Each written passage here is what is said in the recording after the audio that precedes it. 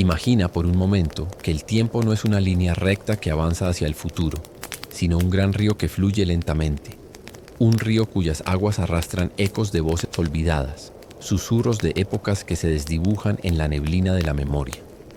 Nos adentramos ahora en una de esas orillas lejanas, en una edad que los historiadores llamaron media por hallarse entre dos mundos: la luz clásica de Roma y el resurgir de un nuevo amanecer.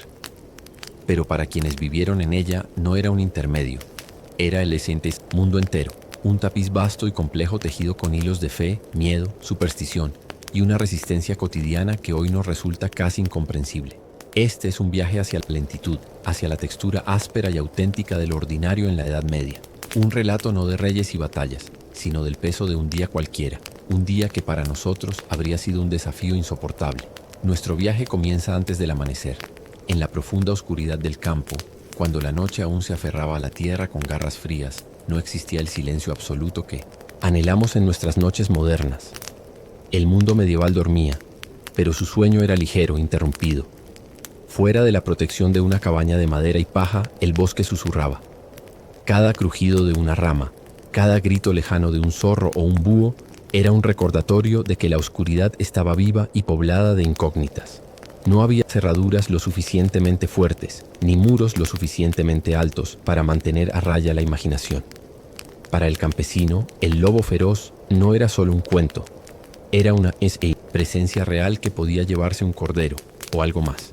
Y en las sombras más profundas del alma colectiva acechaban seres aún más etéreos, los espíritus del bosque, los duendes que extraviaban a los viajeros, las dames blanches que danzaban en los claros de luna. La naturaleza no era un paisaje pintoresco, era una entidad sagrada y temible, llena de intenciones que el hombre trataba de descifrar y aplacar. Dentro de la vivienda el aire era espeso, cargado con el humo de un fuego que nunca se apagaba del todo, y el olor de la tierra, los cuerpos y la paja húmeda. La familia dormía junta, a menudo en un mismo jergón de paja, compartiendo calor con los animales en los invicios más crudos.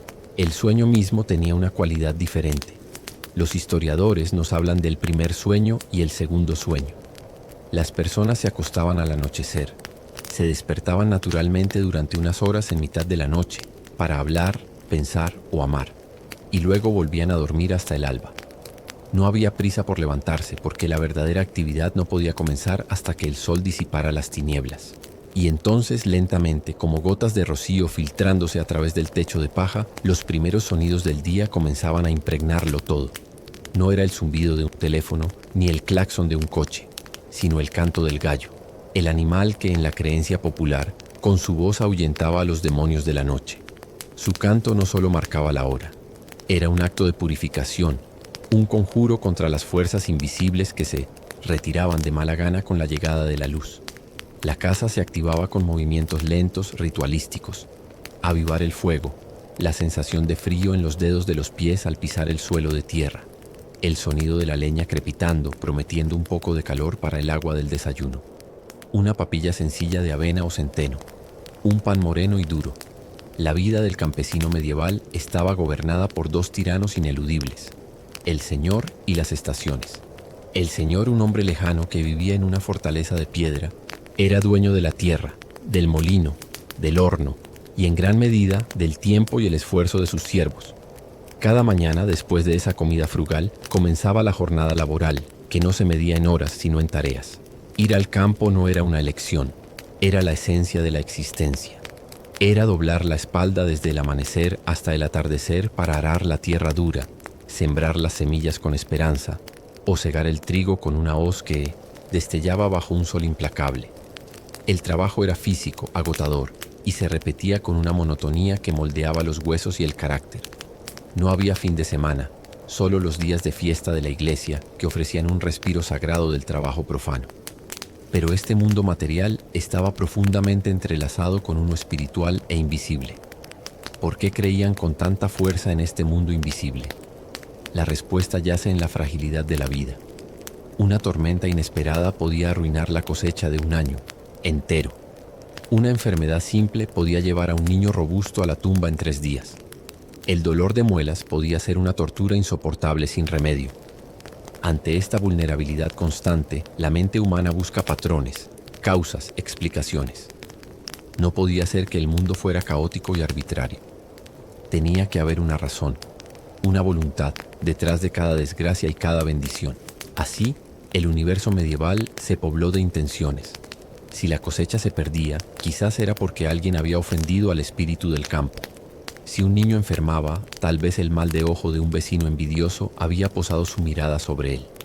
La iglesia enseñaba sobre Dios, los ángeles y los santos, pero en la mentalidad popular, estos seres celestiales se mezclaban con criaturas más antiguas de un paganismo nunca del todo erradicado. El santo local que curaba una enfermedad no era muy diferente del genio del manantial al que se le ofrecían monedas siglos atrás. La fe y la superstición no eran enemigas, eran dos herramientas para navegar un mundo hostil e impredecible. Cada acción, por pequeña que fuera, podía tener una dimensión ritual. Al sembrar se podía pronunciar una pequeña bendición. Al entrar en un bosque profundo, era sabio cruzar oneself o llevar un amuleto. El tiempo no era solo un recurso, era un tejido sagrado. Las estaciones marcaban las festividades religiosas, la Cuaresma, la Pascua, la Navidad. El año era un ciclo eterno de nacimiento, muerte y resurrección, reflejado en los campos y en la liturgia. Esta creencia daba consuelo. Significaba que a pesar del sufrimiento, todo formaba parte de un plan mayor, un orden divino que, aunque inescrutable, existía. La iglesia del pueblo era el centro de este universo. No solo un lugar para la misa del domingo, sino el corazón de la comunidad, el refugio físico y espiritual. Su campana marcaba el ritmo de la vida, llamando a la oración, sonando en señal de alarma o para celebrar. Dentro, el campesino analfabeto no escuchaba un sermón filosófico, sino historias. Historias de santos que realizaban milagros, de mártires que superaban tormentos, de un paraíso donde los justos descansarían después de una vida de trabajo. Estas narrativas no eran simples entretenimiento, eran el marco que daba sentido al dolor. Enseñaban que el sufrimiento en la tierra era temporal y que la recompensa eterna aguardaba a los pacientes, a los humildes, a los que aceptaban su lugar en el gran esquema de las cosas. Mientras el día avanzaba, el cuerpo se cansaba, pero la mente encontraba espacios para la comunidad. La comida principal, hacia el mediodía, era a menudo un acontecimiento compartido. No un banquete, sino una olla comunal con gachas, verduras y, en los mejores días, un trozo de tocino. Era el momento de hablar, de compartir noticias, un nacimiento, un matrimonio, la muerte de un anciano y sobre todo de contar historias. Los viejos del lugar, con sus rostros surcados como la tierra que araban, eran los guardianes de la memoria oral. Transmitían cuentos que habían escuchado de sus abuelos, leyendas de caballeros errantes, de doncellas en apuros, de bosques encantados y de la pequeña gente que jugaba bromas a los desprevenidos. Estas narraciones servían para múltiples propósitos. Entretenían, sí, pero también educaban. Una historia sobre un niño que desobedeció a sus padres y se perdió en el bosque enseñaba sobre los peligros reales y la importancia de la obediencia. Un relato sobre un fantasma que vagaba por un cruce de caminos reforzaba las normas sociales y advertía sobre las consecuencias de romperlas. El mundo imaginario y el real se fundían en una sola realidad, rica en significado. La creencia en lo maravilloso y lo sobrenatural no era un signo de ignorancia en el sentido moderno, era una forma de conocimiento, una manera de mapear los misterios del mundo y del corazón humano. Al caer la tarde, el sol comenzaba su descenso, tiñendo de oro los campos de labor. La luz menguante traía consigo una nueva serie de sensaciones. El aire se enfriaba rápidamente, las sombras se alargaban, transformando los árboles conocidos en siluetas amenazadoras. El regreso a casa era una carrera contra la oscuridad. Una vez dentro, con la puerta trancada, la familia se reunía alrededor del fuego. La luz de las llamas bailaba en las paredes, creando formas cambiantes que la imaginación podía convertir en casi cualquier cosa. No había velas en abundancia. La luz era un lujo, un bien precioso que se conservaba. La mayor parte de la cabaña permanecía en una penumbra profunda. En esta quietud los sonidos de la noche se hacían más presentes. El viento silbando a través de las grietas de la pared no era solo viento, era la voz de la noche, un sonido que podía contener mensajes de los espíritus o de los difuntos. La creencia en los fantasmas era casi universal. La línea entre los vivos y los muertos era porosa, delgada. Los muertos no se iban del todo. Permanecían cerca, interesados en los asuntos de los que aún estaban en el mundo de los vivos.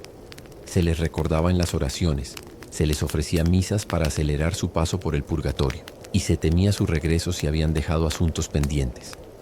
Esta proximidad con la muerte no era necesariamente morbosa, era una aceptación natural del ciclo de la vida.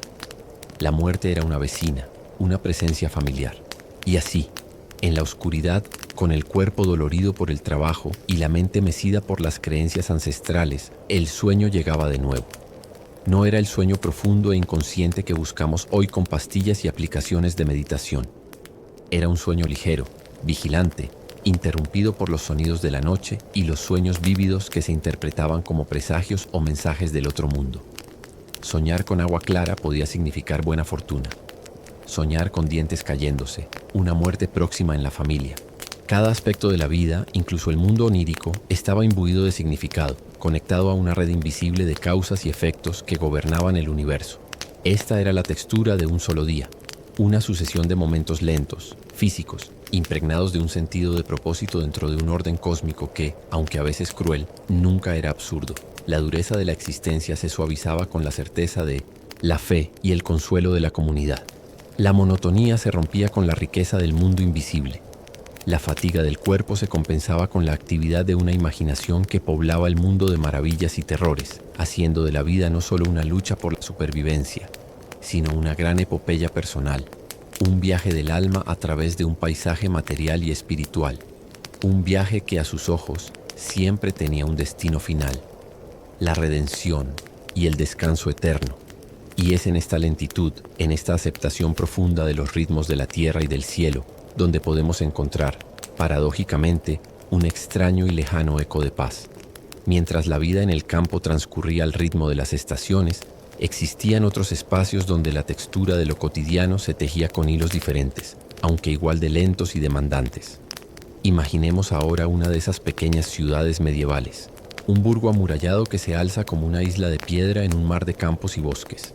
Al aproximarnos a sus puertas al amanecer, nos recibe un mundo de sensaciones completamente nuevo, un coro de estímulos que para el habitante moderno sería abrumador en su intensidad y extrañeza. El primer encuentro es con el aire mismo. Mientras que en el campo el aire olía a tierra húmeda, a hierba y a leña quemada, aquí, a las puertas de la ciudad, una compleja sinfonía de olores golpea los sentidos. Es el aroma penetrante de los tintoreros que utilizaban orina fermentada para fijar los colores en las telas. Es el hedor dulzón de las carnicerías, donde la sangre y las vísceras se vertían en las calles. Es el olor a humo de 1000 fogones diferentes, a cerveza rancia, a cuero curtido con excrementos de perro. Y por encima de todo, el olor omnipresente de los cuerpos humanos y la descomposición. Todo ello mezclado en una atmósfera espesa y palpable. Para el hombre medieval, estos olores no eran necesariamente señal de suciedad, sino el perfume característico de la comunidad, del comercio y de la vida en congregación. Era el olor de la oportunidad, del progreso y también del peligro. El sonido igualmente era una capa constante de experiencia. Al cruzar la puerta de la ciudad, el canto de los pájaros y el susurro del viento eran devorados por un zumbido humano incesante. El repique de los martillos en los talleres de los herreros, el chirrido de las ruedas de los carros sobre el empedrado, los pregoneros anunciando sus mercancías con voces estridentes, las discusiones en los mercados, las risas que brotaban de las tabernas, el balido de los corderos llevados al matadero, el sonido de las campanas de la iglesia principal, que no solo llamaban a la oración, sino que marcaban el inicio y el fin de la jornada laboral para los gremios. Era un mundo sin privacidad acústica, donde las vidas de los demás se filtraban constantemente a través de las finas paredes de madera y yeso. La vida del ciudadano medieval, del artesano o el comerciante, estaba regida por una estructura tan rígida como la del campesino, el gremio. Estas asociaciones controlaban cada aspecto de un oficio, desde la calidad de los materiales hasta los precios y los salarios. La jornada comenzaba al alba con el sonido de la campana del gremio y se extendía hasta el atardecer. Pero a diferencia del trabajo agrícola, que variaba con las estaciones, el trabajo en un taller urbano era monótono en su constancia. Un aprendiz, a menudo un niño de apenas 7 años, pasaría años realizando las tareas más básicas: limpiar, llevar mensajes, avivar el fuego. Su mundo se reducía al espacio de un solo taller, oliendo siempre a los mismos materiales: serrín, metal caliente, lana, y escuchando las mismas quejas y consejos de su maestro. El maestro artesano era una figura paternal y temida.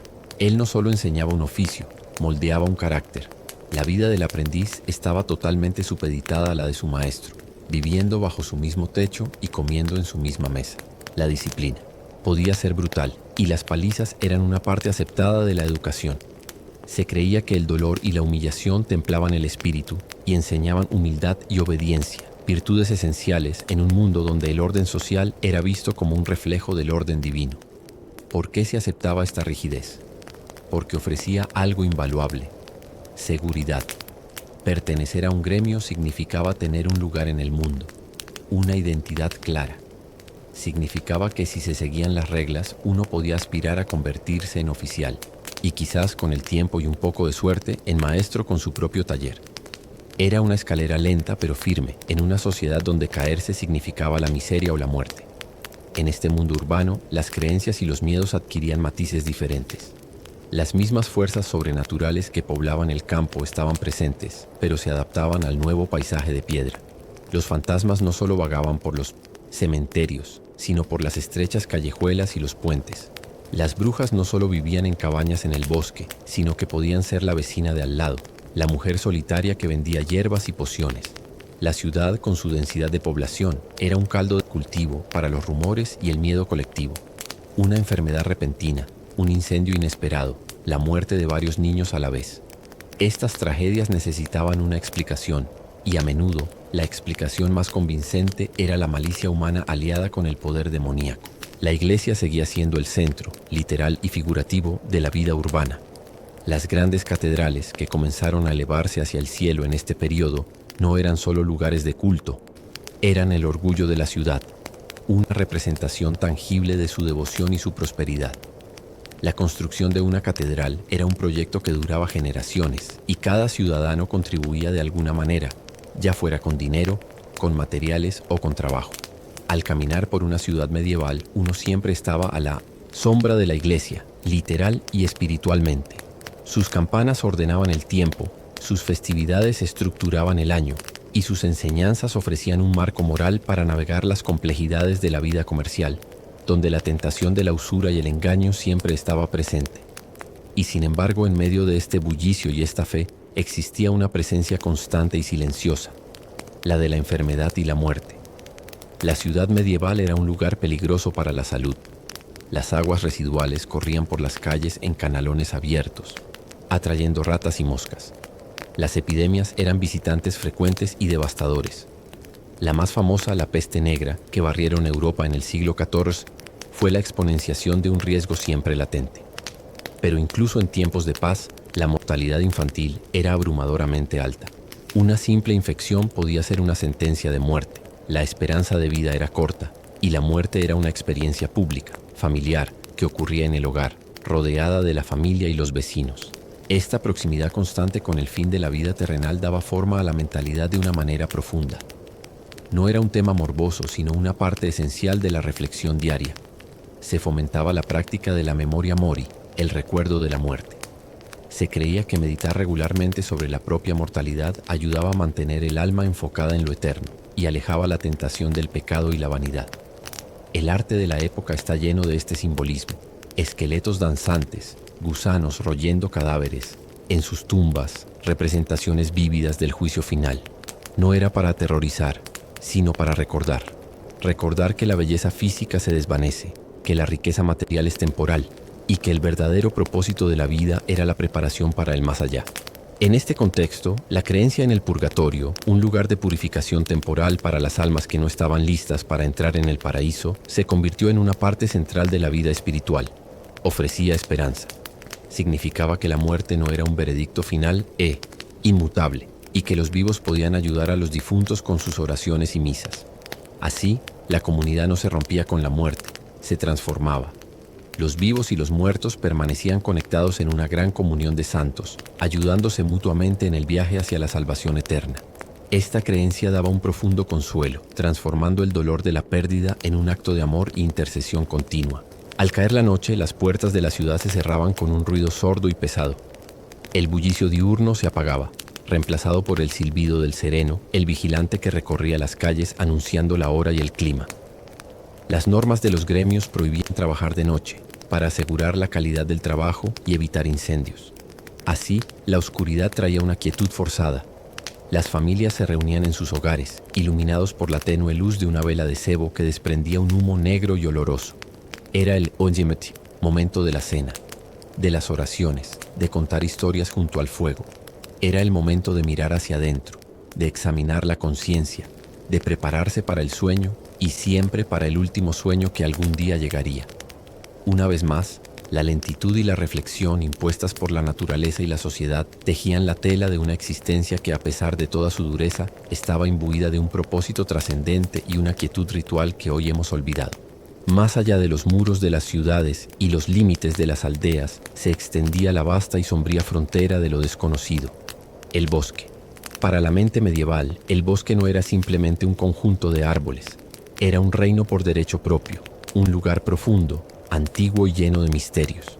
Era la antítesis del espacio ordenado del campo cultivado y la ciudad amurallada. Mientras que el campo representaba el dominio humano sobre la naturaleza y la ciudad el dominio del hombre sobre su propia sociedad, el bosque representaba el dominio de lo salvaje, de lo no domesticado, de las fuerzas primigenias que existían mucho antes que el hombre y que persistirían mucho después. Adentrarse en el bosque era cruzar un umbral invisible hacia un mundo regido por reglas diferentes. La luz del sol, que en campo abierto era clara y reveladora, aquí se filtraba a través de un dosel de hojas, creando un perpetuo crepúsculo verde. Los sonidos se amortiguaban, y la propia acústica del lugar resultaba desorientadora. Un grito podía perderse entre los troncos, y el susurro del viento en las copas de los árboles podía sonar como voces lejanas.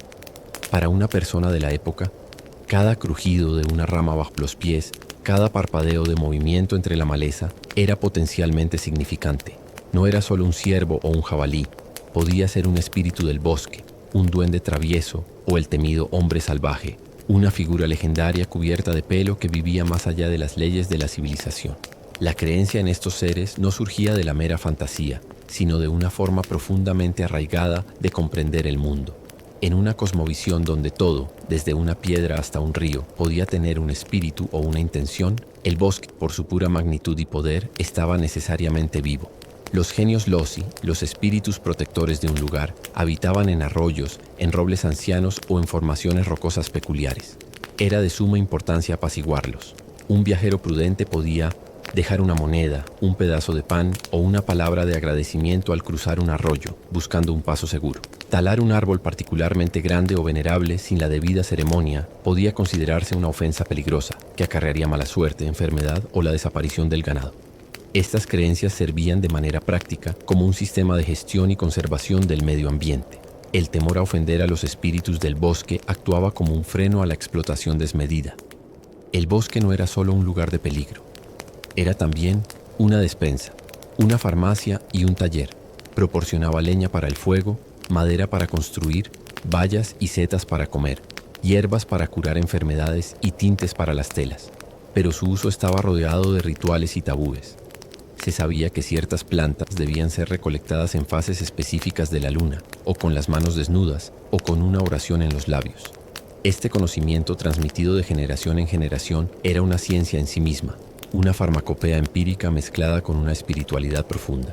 Y en el corazón de estos bosques, en los claros iluminados por la luna, la imaginación popular situaba sus rituales más temidos y fascinantes.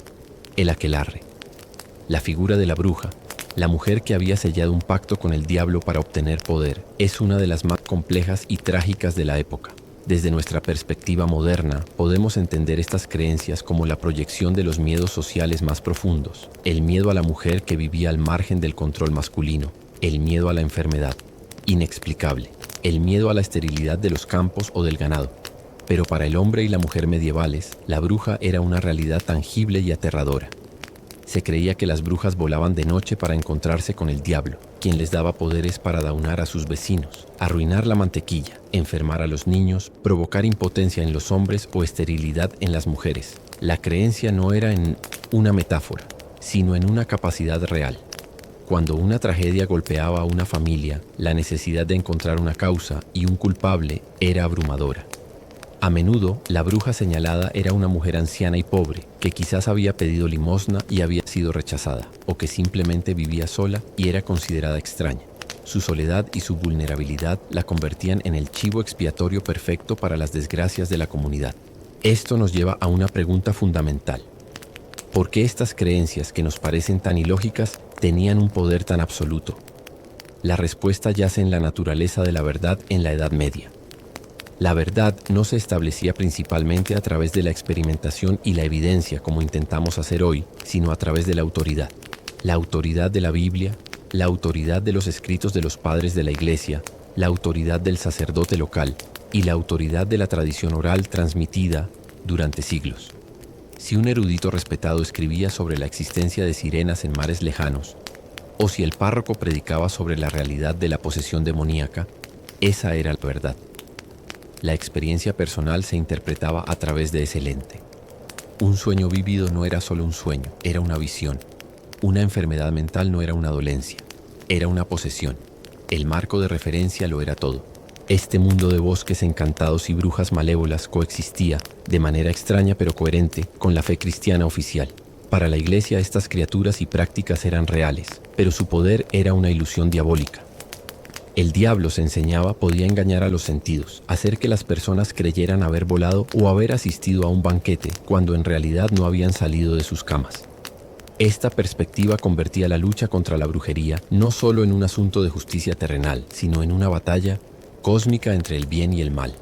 La caza de brujas, que alcanzó su punto máximo en los siglos posteriores a la Edad Media, tiene sus raíces en esta fusión de creencias populares y teología institucional, un cóctel explosivo que convertiría el miedo en pánico y la superstición en tragedia.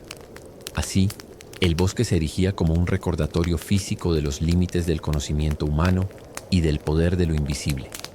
Era un lugar que inspiraba tanto terror como reverencia. Era el hogar de los proscritos, de los santos ermitaños que buscaban a Dios en el desierto y de las criaturas de la noche que poblaban las pesadillas colectivas. Al dormir en sus aldeas y ciudades con las puertas cerradas, los hombres y mujeres medievales sabían que a poca distancia el mundo salvaje y antiguo seguía su curso, indiferente a sus oraciones y a sus miedos. Un reino de sombras y susurros que alimentaba su imaginación y daba forma a su comprensión de un universo lleno de misterios por descifrar. Frente a la vastedad y los peligros del mundo, tanto visibles como invisibles, la mente medieval no se quedaba inactiva. Desarrolló mapas no solo para los territorios físicos, sino para el paisaje mismo del alma y del cosmos. Estos mapas, llenos de símbolos y alegorías, ofrecían un consuelo profundo, la certeza de que el universo en su esencia tenía un orden, un propósito y un centro. Mientras que hoy miramos al cielo y vemos un vacío infinito y neutro, el hombre medieval levantaba la vista y veía una cúpula perfecta, un mecanismo de relojería divina en movimiento, que contaba una historia de creación, redención y juicio. El mapa más importante no estaba grabado en pergamino, sino en la conciencia colectiva. Era el mapa mundi, el mapa del mundo, que no pretendía ser una representación geográfica precisa en el sentido moderno, sino una enciclopedia visual de la historia, la teología y la creencia. En el centro de estos mapas, casi siempre, se encontraba Jerusalén, no porque fuera necesariamente el centro geodésico, sino porque era el centro espiritual de la historia humana, el lugar donde el tiempo y la eternidad se habían tocado en la crucifixión de Cristo. A su alrededor se disponían los 3 continentes conocidos, Europa, Asia y África, habitados por los descendientes de los 3 hijos de Noé. Los bordes del mapa estaban poblados de maravillas y monstruos. Hombres con cabeza de perro, seres sin cabeza con el rostro en el pecho, dragones, que habitaban en los confines de la tierra, en los lugares donde la autoridad de Dios y el conocimiento del hombre se desvanecían. Estos mapas no eran considerados erróneos, eran verdaderos. Su verdad no era topográfica, sino moral y espiritual. Enseñaban que la geografía tenía un significado. Viajar hacia el este, hacia la Tierra Santa, era acercarse a la salvación. Viajar hacia los bordes del mundo era adentrarse en el caos y lo demoníaco. Este orden simbólico se reflejaba en la vida cotidiana. La propia aldea o ciudad era un microcosmos de este mapa mundi. La iglesia en el centro era la Jerusalén local, el punto de conexión con el cielo. Las murallas de la ciudad marcaban el límite entre el espacio ordenado y el mundo salvaje y peligroso, al igual que los bordes del mapa. Cada viaje, por pequeño que fuera de estos límites, era una pequeña aventura en un territorio potencialmente caótico. Este sentido del orden se extendía hacia arriba, hacia el cielo. El universo medieval era geocéntrico, con la Tierra inmóvil en el centro y las esferas celestiales girando a su alrededor en perfecta armonía. Cada esfera, movida por una inteligencia angelical, correspondía a un planeta visible: la Luna, Mercurio, Venus, el Sol, Marte, Júpiter y Saturno. Más allá estaba la esfera de las estrellas fijas y finalmente el Empirio, la morada de Dios y los santos, el motor inmóvil que ponía en movimiento toda la creación. Este cosmos no era frío y mecánico, era vivo y musical. Los filósofos hablaban de la música de las esferas, una armonía inaudible para los oídos humanos, producida por el giro perfecto de estos orbes celestiales. El hombre, situado en el centro de toda esta grandeza, era el vínculo entre el mundo material y el espiritual. Contenía en sí mismo lo ínfimo y lo sublime, el polvo y el alma inmortal. Esta visión del mundo dotaba de significado a los fenómenos celestes. Un cometa no era una bola de hielo y polvo, era un presagio, un mensaje de Dios que anunciaba el nacimiento de un rey, una guerra o una plaga. Un eclipse era un evento aterrador, un momento en que el orden normal se quebraba y las tinieblas temporales podían liberar fuerzas malignas. La astrología, por tanto, no era un pasatiempo, sino una ciencia respetable que estudiaba la influencia de estos cuerpos celestes en el mundo sublunar, en los caracteres humanos y en los eventos terrestres. Se creía que los planetas influían en los humores del cuerpo, la bilis negra, la bilis amarilla, la flema y la sangre, y que entender sus movimientos permitía no solo predecir el futuro, sino también mantener la salud y tomar mejores decisiones. ¿Por qué esta visión era tan profundamente tranquilizadora? Porque respondía a las preguntas más angustiantes de la existencia. En un mundo de hambrunas, guerras y pestes, la idea de que todo ocurría por casualidad o caos era insoportable. La creencia en un cosmos ordenado dirigido por una divina providencia significaba que incluso el sufrimiento más incomprensible tenía un lugar en un plan mayor. Una plaga podía ser un castigo por los pecados de la comunidad o una prueba de fe. Una mala cosecha podía ser una lección de humildad. Nada era arbitrario. Este marco ofrecía una narrativa para el dolor, integrando la tragedia personal en una historia cósmica de pecado y redención. Este orden se reflejaba también en la sociedad, en lo que se conoció como la gran cadena del ser. Era una visión jerárquica de toda la existencia, que iba desde Dios en la cima, pasando por los ángeles, los hombres, los animales, las plantas, hasta las piedras en la base. Cada eslabón de esta cadena tenía su lugar y su propósito asignado por Dios. El rey estaba por debajo de Dios, pero por encima de los nobles. El noble por encima del sacerdote, el sacerdote por encima del campesino, el hombre por encima de la mujer, y así sucesivamente. Cuestionar este orden no era solo rebelión política, era un pecado contra el orden divino del universo. Era como si una piedra decidiera que quería ser un árbol. Para el hombre y la mujer comunes, aceptar su lugar en esta cadena no era necesariamente una resignación opresiva. Era, una vez más, una cuestión de significado y seguridad. Saber cuál era tu lugar significaba saber cuáles eran tus deberes, tus derechos y tu relación con los demás. La rebelión no solo amenazaba la estabilidad social, sino que perturbaba la armonía cósmica. La paz y la prosperidad dependían de que cada elemento de la creación permaneciera en su estación designada.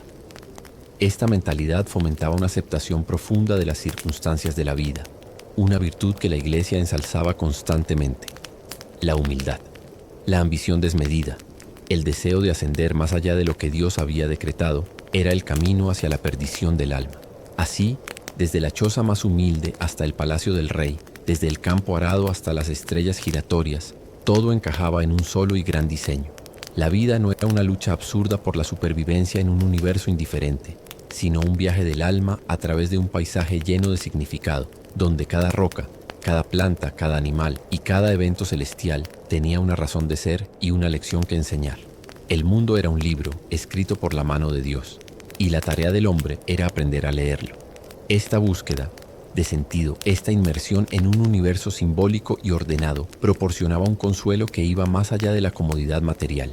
Era la paz que viene de saberse parte de algo inmenso, eterno y profundamente significativo. En el corazón de esta existencia, tejida con miedo, fe y un orden cósmico reconfortante, latía un ritmo fundamental, una métrica constante que daba estructura a la monotonía y significado al esfuerzo: el ritmo del tiempo. Pero el tiempo medieval era una criatura muy diferente a la entidad precisa y acelerada que gobierna nuestras vidas hoy. no se medía en minutos u horas fugaces, sino en unidades amplias y orgánicas, marcadas por la naturaleza y la liturgia, un flujo lento y cíclico que se parecía más a la respiración de la tierra que al tic-tac de un reloj. El día no comenzaba a la medianoche, sino al amanecer, y no terminaba al anochecer, sino cuando el último rescoldo de luz desaparecía del cielo. La propia luz era un bien precioso y limitado. Las velas, hechas de sebo de animal, humeaban y olían mal, y su coste las hacía inaccesibles para muchos. La lámpara de aceite era un lujo. Por ello, la vida se vivía en sincronía con el sol. Las horas canónicas, establecidas por los monasterios, dividían el día en periodos de oración, maitines, laudes, vísperas, completas, que servían de referencia incluso para quienes no eran monjes. El mediodía no eran las 12:00 en punto, sino el momento en que el sol alcanzaba su cenit. El atardecer era cuando las sombras se alargaban hasta un punto determinado.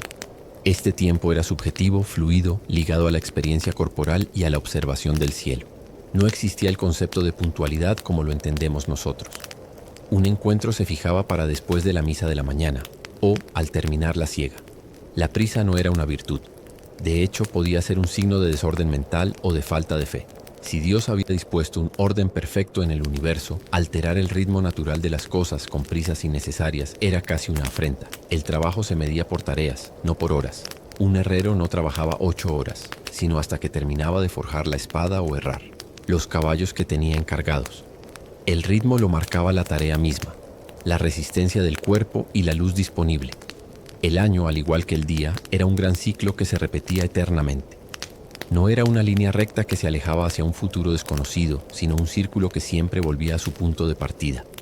Este ciclo estaba marcado por 2 calendarios superpuestos, el agrícola y el litúrgico. El calendario agrícola dictaba los ritmos del trabajo, la siembra en otoño, la cosecha en verano, la poda en invierno. Era un conocimiento ancestral, transmitido de padres a hijos, lleno de refranes y señales que leían en el vuelo de las golondrinas, en la grosor de las pieles de los animales o en la forma de las nubes. Superpuesto a esto, el calendario litúrgico daba un significado espiritual a cada estación. El Adviento era un tiempo de espera y penitencia que coincidía con el invierno, la muerte aparente de la naturaleza. La Pascua, con su mensaje de resurrección, llegaba en 1900 primavera, cuando la tierra renacía. La Cuaresma, un periodo de ayuno y reflexión, precedía la abundancia del verano. Cada festividad, Navidad, San Juan, Todos los Santos, no solo era una celebración religiosa, sino un hito social, un momento de descanso, de festín comunitario y de reforzamiento de los lazos sociales. Esta lentitud y esta repetición no generaban aburrimiento, sino una profunda sensación de arraigo y pertenencia. Uno no era una gota aislada en un río que fluía hacia la nada, sino parte de un patrón eterno, tan predecible y reconfortante como el regreso de las estaciones. La vida de un hombre era un eco de la vida de su padre y de su abuelo.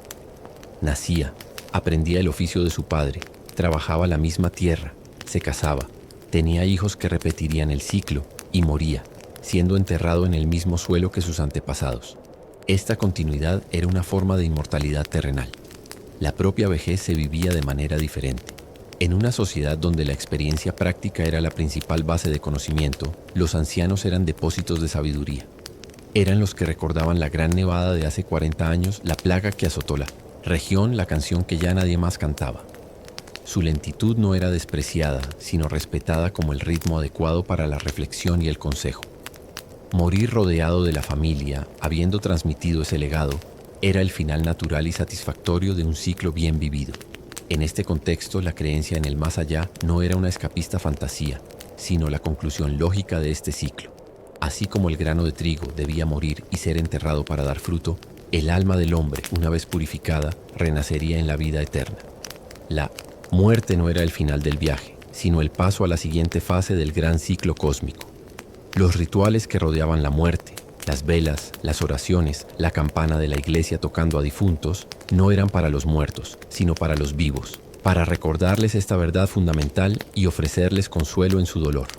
Así, inmerso en este tiempo lento y circular, el hombre medieval encontraba una paz que nosotros, atrapados en la tiranía del reloj y la ansiedad por el futuro, hemos olvidado. No había necesidad de aprovechar el tiempo de manera obsesiva, porque el tiempo no era un recurso escaso que se escapaba, sino el medio natural en el que se desarrollaba una vida con propósito. Cada día, cada estación, cada año, era una repetición ritual que acercaba al alma a su destino final. La monotonía no era vacía, estaba llena de significado. El aburrimiento no existía, porque incluso en la tarea más repetitiva había espacio para la mente para divagar, para soñar despierto, para orar o para simplemente ser en quieta comunión con el lento y eterno latir del mundo. En el silencio de la noche, cuando el mundo visible se sumergía en la oscuridad, el viaje más profundo del alma medieval apenas comenzaba. El sueño no era considerado un simple descanso del cuerpo, sino un estado liminal, una frontera porosa donde el velo que separa el mundo material del espiritual se hacía más delgado. Era un reino de visiones, presagios y encuentros, donde Dios, los santos, los ángeles y, por supuesto, los demonios podían comunicarse con los mortales. Mientras el cuerpo yacía inmóvil en su jergón de paja, se creía que el alma emprendía sus propias peregrinaciones, dando sentido a los misterios de la vida y ofreciendo un consuelo que el día, con sus duras realidades, no podía proporcionar. La interpretación de los sueños era una práctica común y seria. No era un pasatiempo, sino una forma de conocimiento. Un sueño podía ser un mensaje divino, una advertencia sobre una enfermedad futura, la revelación de un tesoro escondido o la visita de un difunto que pedía oraciones. Los llamados sueños verdaderos a menudo tenían una cualidad vívida y extraña que los distinguía de los sueños comunes. Un campesino podía soñar con un santo que le indicaba dónde construir una capilla. Un monje podía tener una visión de la Virgen que confirmaba una doctrina. Estas experiencias eran tomadas como evidencia tangible del mundo espiritual, reforzando la fe y guiando las decisiones. Pero el mundo de los sueños también era un campo de batalla. La Iglesia enseñaba que los demonios, seres puramente espirituales y llenos de envidia hacia la humanidad, podían infiltrarse en la mente durante este estado vulnerable. Podían crear sueños ilusorios para tentar al creyente hacia el pecado de la lujuria, la avaricia o la desesperación. Un sueño pecaminoso no se veía necesariamente como un fallo personal, sino como un asalto espiritual del que había que defenderse con la oración y el signo de la cruz antes de dormir. Esta creencia transformaba la experiencia onírica en un drama moral, donde el alma, incluso en reposo, participaba en la lucha eterna entre el bien y el mal. Esta riqueza de la vida interior, tanto en sueños como en vigilia, se expresaba y se alimentaba a través del arte y los símbolos. El hombre medieval vivía inmerso en un universo de imágenes que contenían capas y capas de significado. Para una persona analfabeta, las vidrieras de una catedral, las pinturas murales de una iglesia o las tallas de un púlpito no eran simples decoraciones. Eran su Biblia, su libro de teología y su enciclopedia visual. Cada color, cada animal, cada gesto representado tenía un significado simbólico preciso. El león no era solo un animal. Podía representar a Cristo, el león de Judá, por su fuerza y majestad, pero también al diablo, que ruge como un león buscando a quien devorar. El pelícano que, según la leyenda, se abría el pecho para alimentar a sus crías con su propia sangre, era un símbolo claro del sacrificio de Cristo en la Eucaristía. El unicornio, que solo podía ser capturado por una virgen pura, representaba la encarnación de Jesús en el vientre de María. Incluso los colores hablaban. El azul era el color de la Virgen y la realeza celestial. El rojo simbolizaba la sangre de los mártires y el amor divino. El verde representaba la esperanza y la regeneración de la naturaleza. Este lenguaje simbólico universal hacía que el mundo fuera legible. Un simple paseo por una ciudad o una iglesia era una lección continua de moral y teología. No hacía falta leer, bastaba con mirar y contemplar. Esta inmersión en un mundo de símbolos fomentaba un tipo de pensamiento que era menos lineal y lógico, y más intuitivo y asociativo. La realidad no era solo lo que se veía, era lo que lo visible representaba. Un árbol no era solo un árbol, era un recordatorio del árbol de la vida en el jardín del Edén, o de la cruz de madera en la que Cristo redimió al mundo. Esta mentalidad se extendía a la propia experiencia del dolor y el sufrimiento. En una época sin analgésicos efectivos, el dolor físico era una presencia constante y aguda. Pero incluso el dolor tenía un significado simbólico profundo. No era un mal absurdo que hubiera que eliminar a toda costa, sino una participación en los sufrimientos de Cristo. Ofrecer el propio dolor a Dios, uniéndolo al de Jesús en la cruz, era una forma poderosa de oración y de expiación por los pecados propios y ajenos. Los santos más venerados no eran aquellos que habían tenido vidas fáciles, sino aquellos que habían soportado grandes tormentos con paciencia heroica, transformando su agonía en un testimonio de fe. Esta perspectiva no eliminaba el dolor, pero le robaba su poder para destruir el alma. Le daba un propósito redentor. Así, la vida interior del hombre y la mujer medievales era de una riqueza y una profundidad extraordinarias. Mientras sus cuerpos realizaban tareas repetitivas, sus mentes vagaban por paisajes celestiales, descifraban mensajes divinos en sus sueños y encontraban consuelo en el significado oculto de las cosas más simples. Un rayo de sol atravesando una vidriera no era solo un fenómeno óptico, era una metáfora de la gracia divina iluminando el alma. El canto de un pájaro al amanecer no era solo un sonido, era un recordatorio de la alabanza perpetua que la creación ofrece a su creador. En esta quietud contemplativa, en esta capacidad de ver el mundo invisible a través de lo visible, yace quizás la lección más profunda y tranquilizadora para nuestro espíritu moderno, tan ruidoso y ocupado. Nos recuerda que la verdadera paz no siempre se encuentra en la ausencia de problemas, sino en la capacidad de encontrar un significado profundo y una belleza eterna, incluso en la monotonía, en el dolor y en la quietud de la noche. Es la paz de un alma que se sabe observada, amada y guiada a través de todos los reinos de la existencia, tanto los que se ven como los que solo se pueden soñar. Y así, como el día medieval se cerraba con el toque de la campana del Ángelus, marcando el ocaso y el momento de la oración vespertina, nuestro lento viaje a través de los siglos también llega a su fin. Nos despedimos de este mundo de luces y sombras, de fe inquebrantable y miedos profundos, de monotonía física y riqueza espiritual. Nos alejamos de las aldeas sumidas en la penumbra, de las ciudades bulliciosas y malolientes, de los bosques susurrantes y de las altivas catedrales que aspiraban a tocar el cielo. Pero al dejar atrás esta orilla lejana, no nos llevamos solo un relato histórico, sino el eco de una forma de ser en el mundo que resuena con una quietud casi olvidada. La lección más perdurable de la Edad Media no está en sus castillos o sus batallas, sino en su aceptación radical de la lentitud y el límite. Para el hombre y la mujer medievales, la vida no era una carrera por acumular posesiones, experiencias o años de vida. Era una peregrinación, un viaje lento y deliberado hacia un destino trascendente. Cada día, con su trabajo repetitivo, era un paso en ese camino. Cada noche, con sus sueños y sus temores, era un descanso y una prueba. La idea de aburrirse, de sentir que el tiempo no se aprovecha, era ajena a una mentalidad que veía en cada momento, por simple que fuera, una oportunidad para la oración, la contemplación o el simple acto de existir dentro de un orden mayor. Esta aceptación se extendía a la propia mortalidad. La muerte no era un tabú ni un fracaso de la medicina. Era la conclusión esperada de la peregrinación, la puerta hacia la verdadera vida.